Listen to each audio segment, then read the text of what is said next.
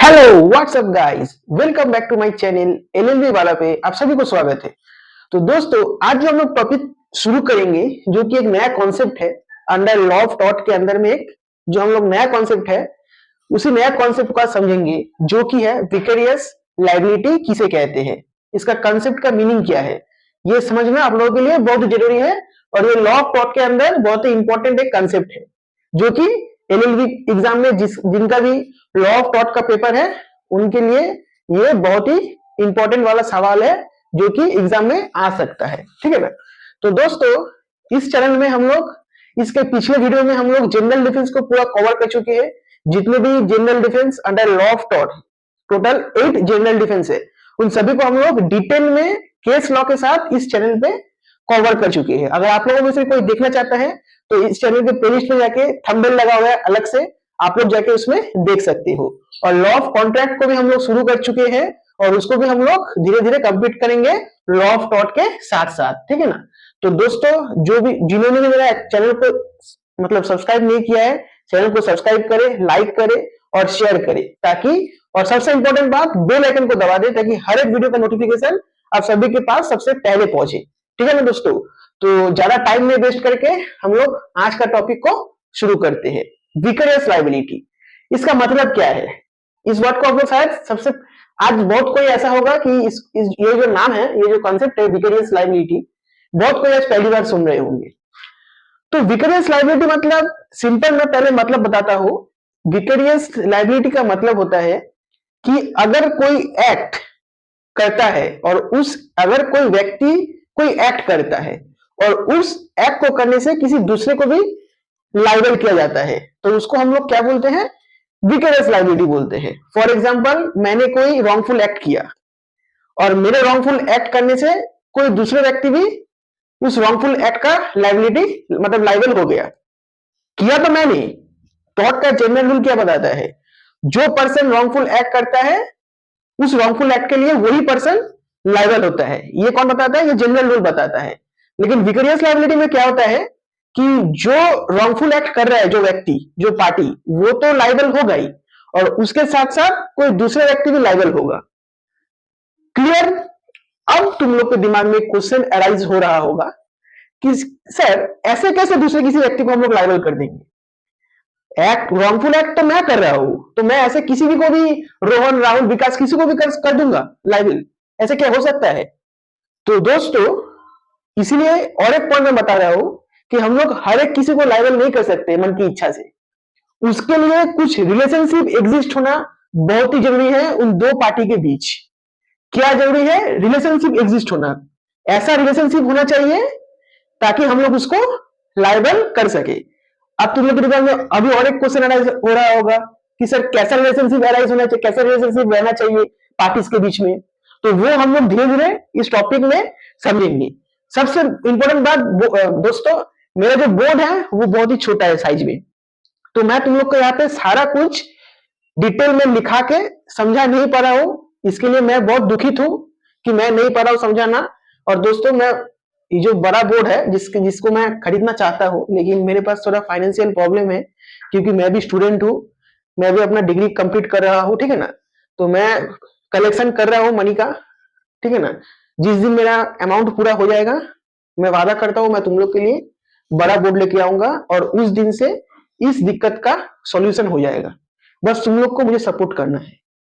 और मैं होप करता हूं कि मैं फ्यूचर में बड़ा बोर्ड क्यों, तुम लोग को मैं स्मार्ट बोर्ड में पूरा एलएलबी कोर्स का जितना भी लॉ पेपर है विद जुडिशियरी प्रिपरेशन मैं तुम लोग को कराऊंगा, अगर तुम लोग मुझे सपोर्ट करते हो।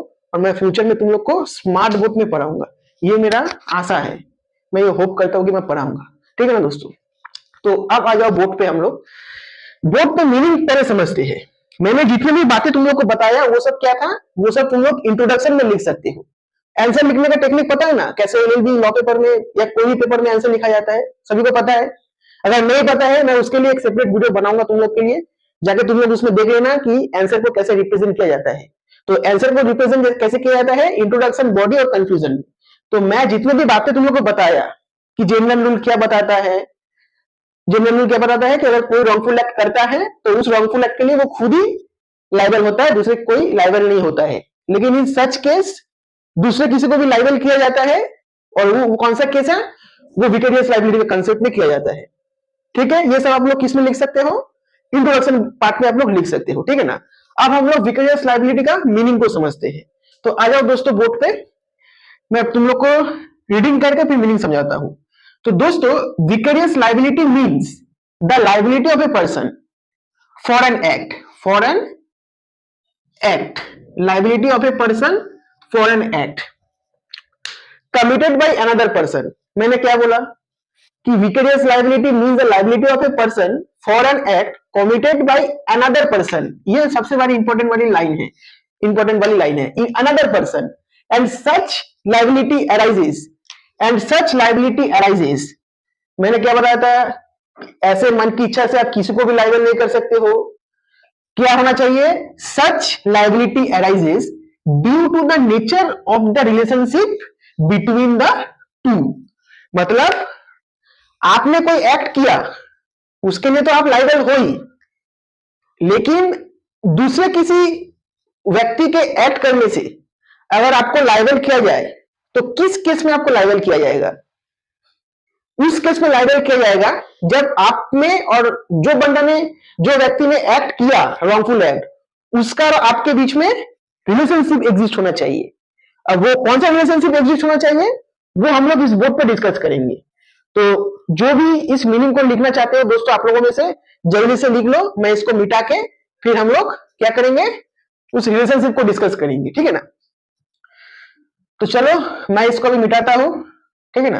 आ जाओ दोस्तों, अब हम लोग रिलेशन को बोर्ड पे लिख लिए हैं। अब कैसा रिलेशनशिप दोनों पार्टी के बीच में एग्जिस्ट होना चाहिए, तभी जाके हम लोग उसको लाइबल ठहरा सकते हैं, या लाइबल उसको हम लोग बोल सकते हैं। ठीक है ना। तो पहला जो रिलेशनशिप है, वो रिलेशनशिप क्या होना चाहिए, मास्टर और सर्वेंट का रिलेशनशिप एग्जिस्ट होना चाहिए दोनों के बीच में। कौन सा, कैसा रिलेशनशिप, मास्टर और सर्वेंट का। ठीक है ना। सपोज मैं एग्जांपल देता हूं। सपोज आपने किसी को अपॉइंट किया कुछ काम करने के लिए, कि मेरा आपका काम आप किसी दूसरे को करने के लिए दिए, तो क्या करेंगे, आप किसी को अपॉइंट करेंगे कि हाँ मैंने इसको अपॉइंट किया कि तुम मेरा ये काम कंप्लीट कर दो। अगर उस काम करने के वक्त या वो काम करते हुए आपका जो सर्वेंट या एजेंट है जिसको आपने अपॉइंट किया, अगर वो व्यक्ति आपका काम करते हुए अगर कोई टॉर्ट कमिट करता है, तो उसमें वो तो लाइबल होगा ही, और उसी के साथ साथ आप भी लाइबल होंगे। यही है विकेरियस लाइबिलिटी। तो आप दोनों के बीच में मास्टर और सर्वेंट का रिलेशनशिप होना अनिवार्य है, तभी जाके आप उस केस में या उस सिचुएशन में लाइबल होंगे, आपके सर्वेंट का रॉन्गफुल एक्ट करने की वजह से। क्लियर है सबको। अब हम लोग दूसरे रिलेशनशिप में जाते हैं। दूसरा रिलेशनशिप क्या है, partner and agent, principal and agent, sorry दोस्तों, प्रिंसिपल एंड एजेंट। इसमें क्या होता है, सपोज आप किसी, सेम एग्जांपल, आप सपोज आप प्रिंसिपल हो, आप कोई काम मतलब कराने के लिए किसी को अपॉइंट किए। अब उस केस में क्या हुआ, आपने सपोज आपने क्या किया, आपने किसी को बोला कि जाओ ये वाला सामान आप उस व्यक्ति को देके आ जाओ। एजेंट को अपॉइंट किए, एजेंट गया और उस व्यक्ति को सामान देते के समय बीच में कोई टॉर्ट कमिट कर दिया। अब टॉर्ट कमिट कर दिया तो क्या हुआ, वो तो लाइबल हुआ ही, उसको तो कंपेंसेशन देने के लिए उसको लाइबल किया गया according to law of tort. आपको भी कंपेंसेशन देने के लिए लाइबल किया जाएगा। कैसे किया जाएगा, this is the according vicarious liability के अकॉर्डिंग आपको भी लाइबल ठहरा जाएगा। वैसे सेम टू सेम पार्टनर का केस में भी सेम टू सेम ही ऐसे लाइबिलिटी ठहराया जाता है किसी दूसरे व्यक्ति को। यहां तक सबको क्लियर है, मैं होप करता हूं कि यहां तक हर एक बच्चे को क्लियर है। अगर नहीं क्लियर है तो दोस्तों कमेंट में बताओ। अगर मेजोरिटी बच्चे को क्लियर नहीं होगा तो मैं फिर से वीडियो बनाऊंगा। मेरा मकसद है वीडियो को कंप्लीट कराना नहीं, कि जल्दी जल्दी में पढ़ा के वीडियो कंप्लीट कर दिया, व्यू आ गया, लाइक आ गया, सब्सक्राइब नहीं। मेरा मकसद है दोस्तों, मैं समझा हूं पूरा लॉ, आपको भी मैं समझाऊंगा कि पूरा कंसेप्ट समझ में आए, ताकि 5 साल बाद अगर आप कोई लिटिगेशन में जाए, कोई जुडिशियरी की तैयारी करे, जैसे मैं अपना कोर्स कंप्लीट होगा मैं जुडिशियरी की तैयारी करूंगा, तो आपको फिर से पढ़ने की जरूरत नहीं होगा कि मैंने फिर से बुक खोल लिया लॉ ऑफ टॉर्ट का, मैं तो भूल गया भाई क्या है, या नहीं होगा। आप मेरा वीडियो समझो, आपको दूसरे फिर 5 साल बाद या 3 साल बाद आपको लॉ पेपर को फिर से पढ़ने की जरूरत नहीं होगा। यही मेरा मकसद है और मैं वैसे ही पढ़ाता हूँ। जल्दीबाजी मेरा नहीं है। मैं एक कॉन्सेप्ट को 4 पार्ट या 5 पार्ट में पढ़ाऊंगा, लेकिन बच्चों को समझ में आना चाहिए। एक ही वीडियो में मैं कंप्लीट नहीं करा दूंगा। तो यहां तक हम लोग आज इस वीडियो में पढ़ते हैं। इसके बाद विकेरियस लायबिलिटी का इसेंशियल को पढ़ेंगे, केस लॉ डिस्कस करेंगे, वो हम लोग सेकेंड और थर्ड पार्ट में इसी टॉपिक का करेंगे। आज हम लोग यह तक रखते हैं। अगर इसके बाद भी मैं तुम लोग को इस वीडियो में समझाऊं तो तुम लोग को प्रेशर आ जाएगा दिमाग में, तो भूल जाओगे, तुम लोग नहीं ले पाओगे, समझ नहीं पाओगे। धीरे धीरे समझना, धीरे धीरे जाना, सेहत के लिए भी अच्छा है, दिमाग के लिए भी अच्छा है। तो हम लोग धीरे धीरे आगे बढ़ेंगे। तो इस वीडियो को हम लोग यहीं पे खत्म करते हैं। आप लोग बस सपोर्ट करना दोस्तों, ये मेरा रिक्वेस्ट है, ताकि मैं तुम लोग को और अच्छे से और टेक्नोलॉजी के साथ बढ़िया तरह तुम लोग को तैयारी करा सकूं, ताकि मैं भी सक्सेस हो और तुम लोग को साथ में लेकर सक्सेस होगा। तो इसी के साथ मैं इस वीडियो को यहीं पे खत्म करता हूं। नेक्स्ट वीडियो के साथ हम बहुत ही जल्दी लौटेंगे। Thank you so much.